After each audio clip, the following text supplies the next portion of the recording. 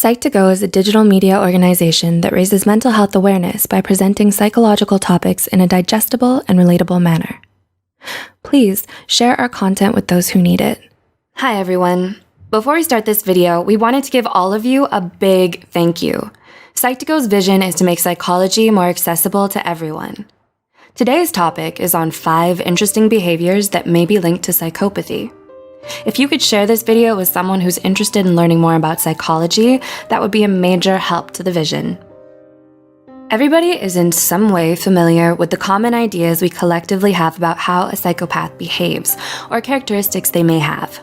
Whether through watching the depiction of psychopathic antagonists in Silence of the Lambs, The Dark Knight, Psycho, or a million other different stories based around this enigmatic topic, it's pretty safe to assume that when you imagine a psychopath, you imagine the archetypical villain as presented in such films. This is likely a nonchalant man with expensive taste, an affinity for classical music, and of course, a taste for gratuitous violence.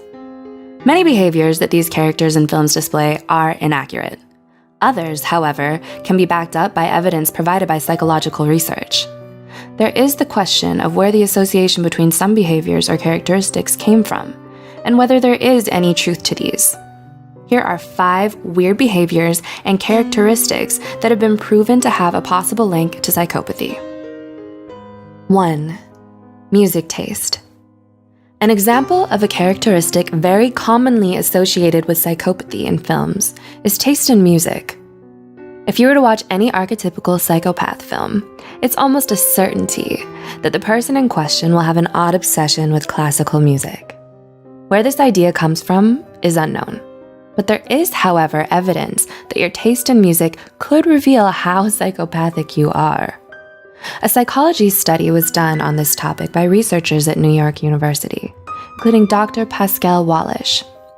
Within the study of 200 people who listened to 260 songs, those who scored the highest in levels of psychopathy tended to highly rate hip-hop artists such as Backstreet and Eminem. These results suggested that psychopaths are no more likely than anyone else to be obsessed with Mozart or Bach, but are in fact more likely to have a preference for Eminem. This characteristic alone obviously cannot solely be used to determine someone's degree of psychopathy. They might just like rap music. 2. Sleep chronotype. The majority of people can easily identify which sleep chronotype they fall into. Whether they're an early bird who peaks in the morning, prefers to go to bed early and get up as such, or a night owl who stays up till all hours, gets up late, and peaks in the evening.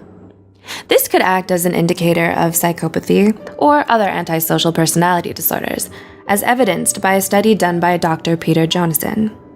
He assesses whether 250 people were morning or evening people, and then measured their tendencies towards dark triad personality traits, which consist of narcissism, Machiavellianism, and psychopathy, to determine whether there was a link or not.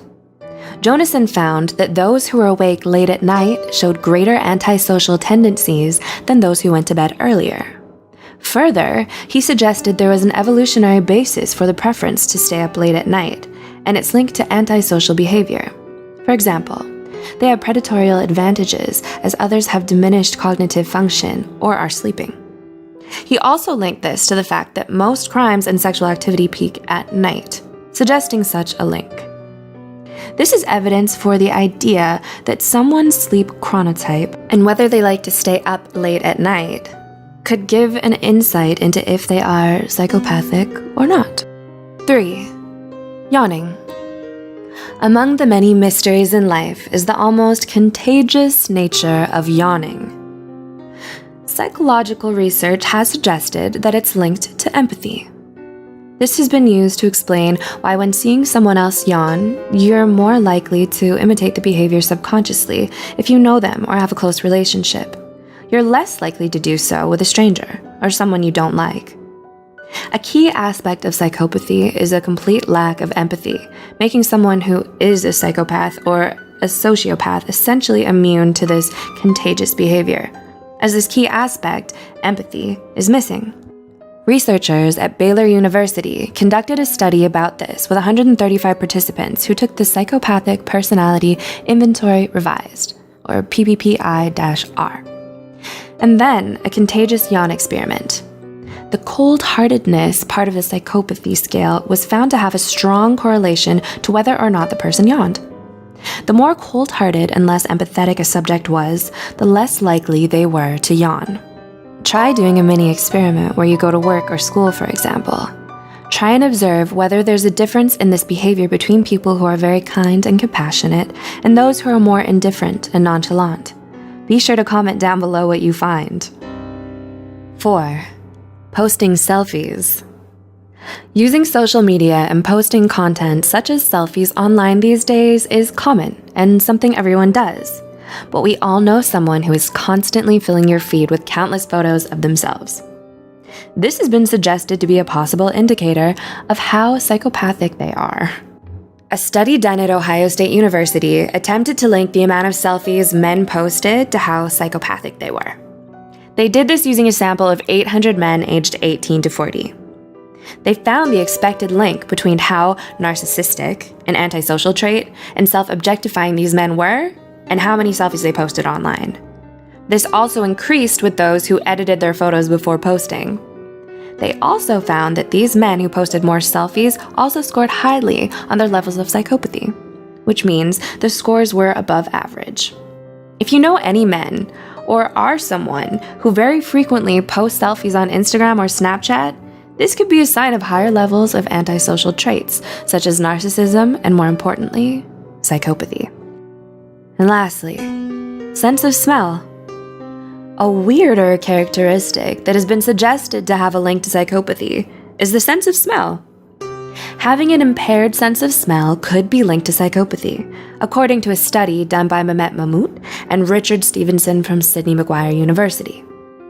Using a sample of 79 diagnosed non-criminal psychopaths aged 19 to 21, they conducted an experiment where the participants had to identify and discriminate scents. They did this using sniffing sticks. 16 different scented pens, like orange, coffee, leather, and so on. They found that participants, who were all confirmed as psychopathic, had issues identifying scents and discriminating them from others. Those of the participants who scored highest on a standard scorecard of psychopathic traits did the worst on both measured aspects.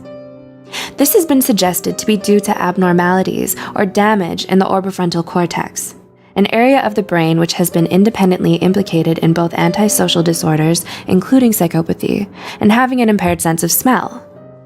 This telltale sign is likely a reliable indicator of possible issues in the orbifrontal cortex, which could include psychopathy. If you are a psychopath, a key characteristic may be a bad sense of smell. What are your thoughts on these 5 behaviors that may be linked to psychopathy listed in this video? Do you know anyone who might display any of these behaviors? Or do you think you're the one who has these behaviors? Let us know in the comments below. And don't forget to subscribe to Psych2Go for more psychology content.